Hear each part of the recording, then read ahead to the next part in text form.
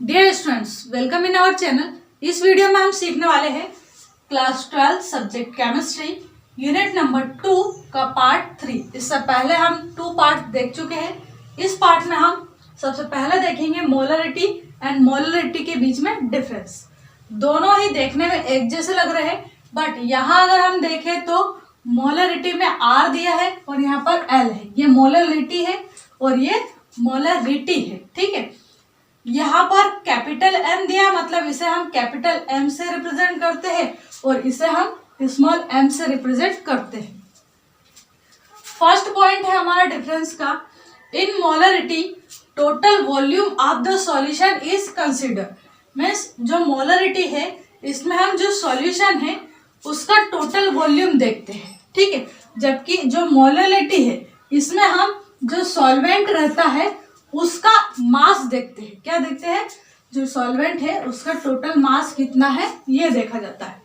Second point देखते हैं, total volume of the solution must be 1 litre. जो solution है वो कितना लेते हैं? इसमें हम 1 लीटर, जबकि इसमें हम क्या लेंगे? सॉल्यूशन की जगह सॉल्वेंट लेंगे और कितना लेना है? या तो 1000 ग्राम या फिर 1 किलोग्राम, ठीक है।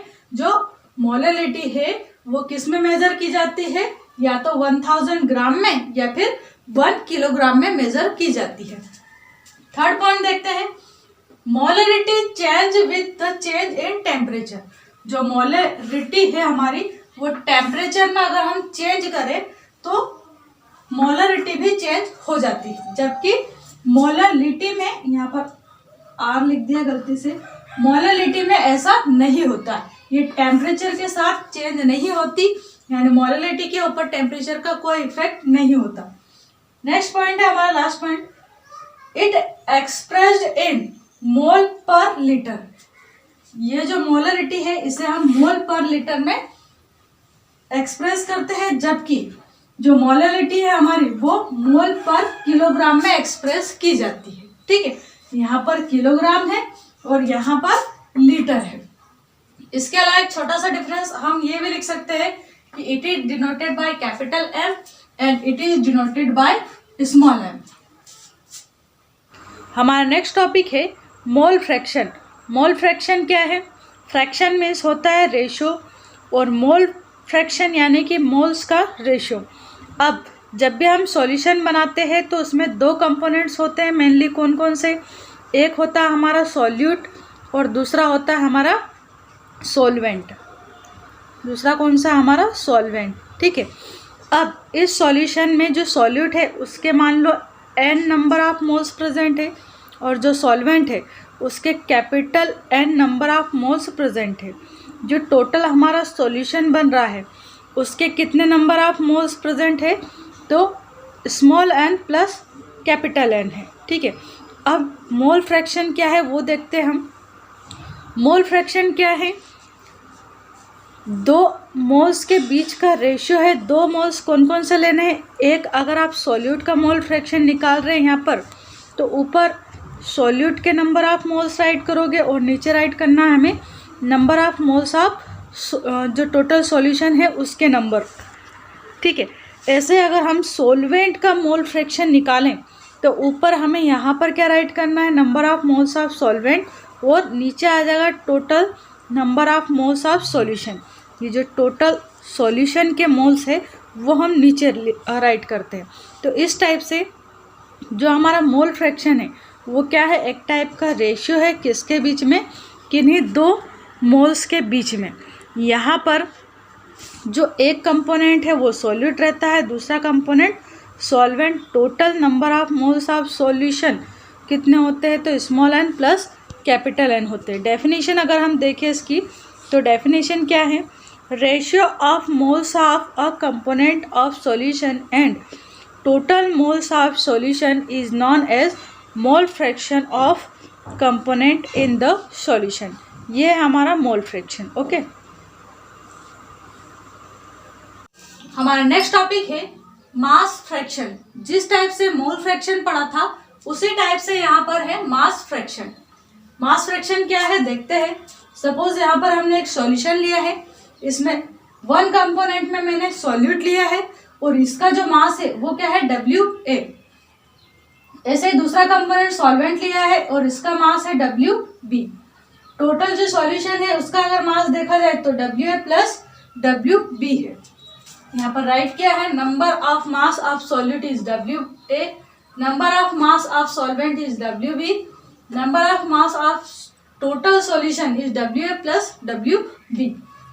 मास फ्रैक्शन क्या होता है, जो एक कंपोनेंट है सॉल्यूशन का, एक कंपोनेंट कोई सा भी ले सकते हैं हम इसमें से, या तो सॉल्यूट ले लें या फिर सॉल्वेंट, किसी भी वन कंपोनेंट का मास एंड जो टोटल सॉल्यूशन का मास है, इन दोनों के बीच का जो रेशियो है उसे ही हम क्या कहेंगे, मास फ्रैक्शन।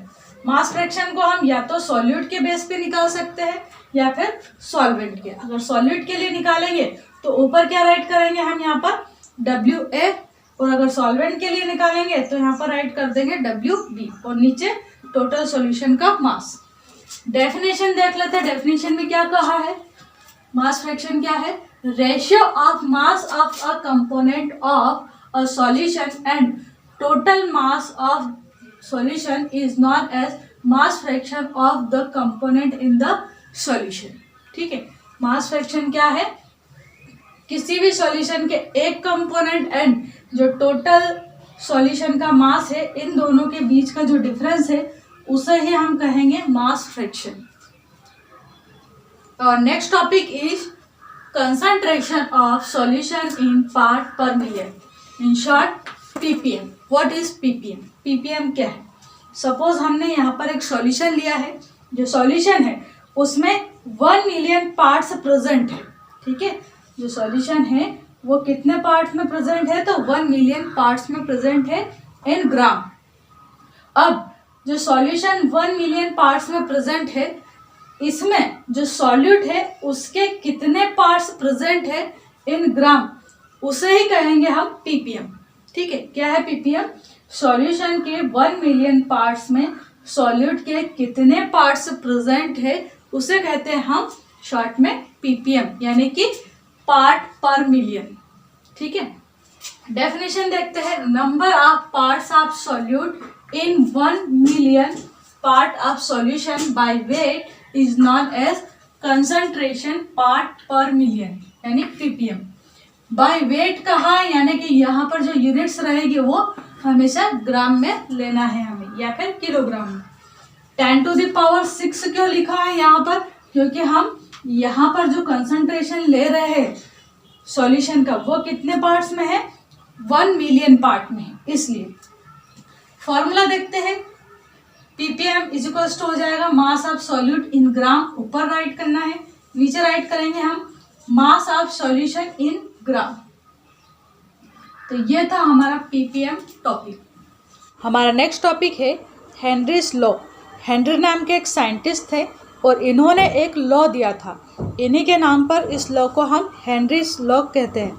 अब लॉ क्या है, सपोज आपने एक बॉटल में, मान लीजिए कि यहाँ पर हमने लिक्विड लिया है। ठीक है, यहाँ पर हमने लिक्विड लिया है, इस लिक्विड में हम एक गैस को डिज़ोल्व कर रहे हैं।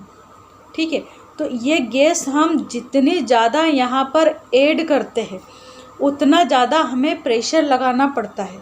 ये कहा था हेनरी ने, क्या कहा था हेनरी ने, कि जितनी ज़्यादा गैस का मास आप यहाँ पर डिज़ोल्व करेंगे उतना ही ज़्यादा आपको प्रेशर लगाना पड़ेगा। यानी कि जितनी गैस डिज़ोल्व हो रही है उसका मास और जो प्रेशर है ये दोनों ही एक दूसरे के डायरेक्टली प्रोपोर्शनल है। अगर आप मास इंक्रीज़ करते हो गैस का तो जो प्रेशर है वो भी अपने आप इंक्रीज़ होगा। आगे देखिए, इसके मैथमेटिकल एक्सप्रेशन में यही समझा है।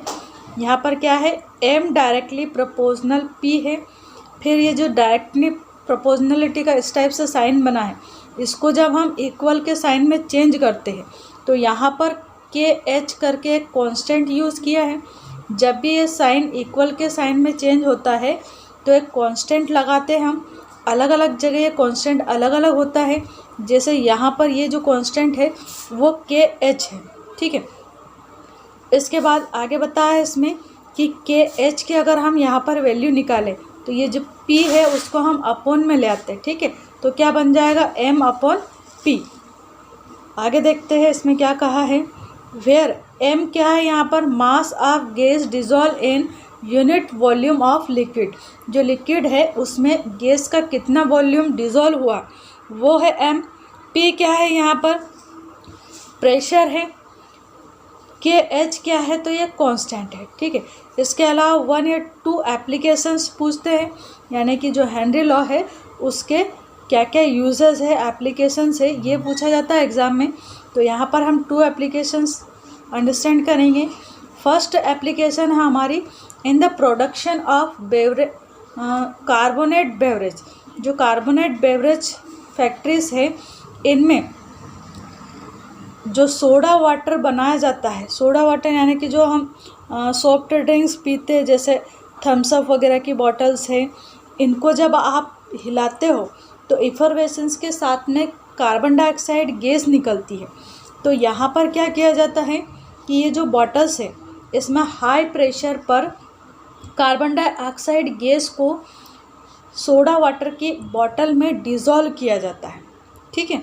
क्या करते हैं, जो बॉटल होती है इसमें हाई प्रेशर पर CO2 गैस को लिक्विड में डिज़ोल्व किया जाता है, ठीक है।